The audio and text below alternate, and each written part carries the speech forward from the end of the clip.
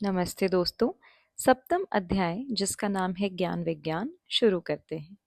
श्री भगवान जी बोले, हे अर्जुन, जिनका मन मुझ में लगा है, जिन्होंने मेरा आश्रय लिया है और जो मेरे योग का आचरण करते हैं, वे मुझे कैसा जानते हैं वह भी सुनो। मैं तुम्हें वह ज्ञान विज्ञान बताता हूँ जिसको जानकर और कुछ जानना शेष ही नहीं रह जाता। हजारों में कोई बिरला ज्ञान प्राप्त करने की कोशिश करता है, और जो ज्ञान प्राप्त कर लेते हैं, ऐसे हजारों में कोई एक बिरला मुझको प्राप्त करता है। भूमि, जल, वायु, अग्नि, आकाश, मन, बुद्धि, अहंकार, इस प्रकार की मेरी 8 प्रकार की प्रकृति है। यह मेरी अपर प्रकृति है। इससे श्रेष्ठ एक परा प्रकृति माया है, जो इस संसार का कार्य मेरी इच्छा से चलाती है। इन दोनों प्रकृति के मेल से जगत की उत्पत्ति तथा संहार होता है, परंतु मुझसे परे कुछ भी नहीं है। जैसे धागे में मोती पिरोए जाते हैं, ऐसे यह संसार मुझ में स्थित है। हे अर्जुन, मैं पानी में रस, चंद्र सूर्य में प्रकाश, सब वेदों में ओंकार, आकाश में शब्द और मनुष्य में पुरुषार्थ, पृथ्वी में पवित्र गंध, अग्नि में तेज, सब प्राणियों में जीवन और तपस्वियों में तप हूँ।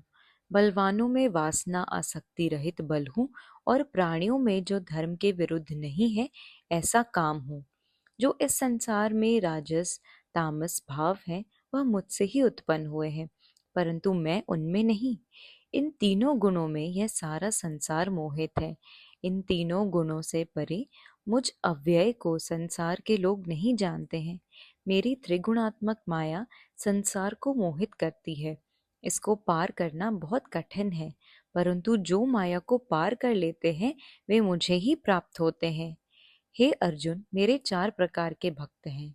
आर्त मतलब दुखी, जिज्ञासु मतलब ज्ञान को जानने की इच्छा करने वाले, तीसरे अथार्थी यानी ज्ञान होने पर संसार से मुक्त होने की वासना वाले, तथा चौथे ज्ञानी यानी ईश्वर से स्वाभाविक प्रेम करने वाले, जो ईश्वर से कुछ नहीं मांगते।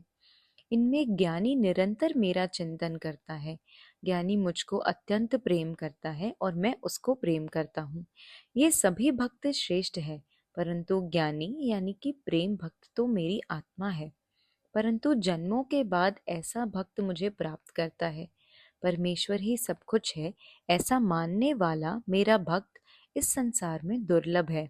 जिनको मेरी भक्ति प्राप्त नहीं होती है, वे ज्ञानहीन कामनाओं से भरे हुए अपने स्वभाव के अनुसार देवता भक्ति करते हैं।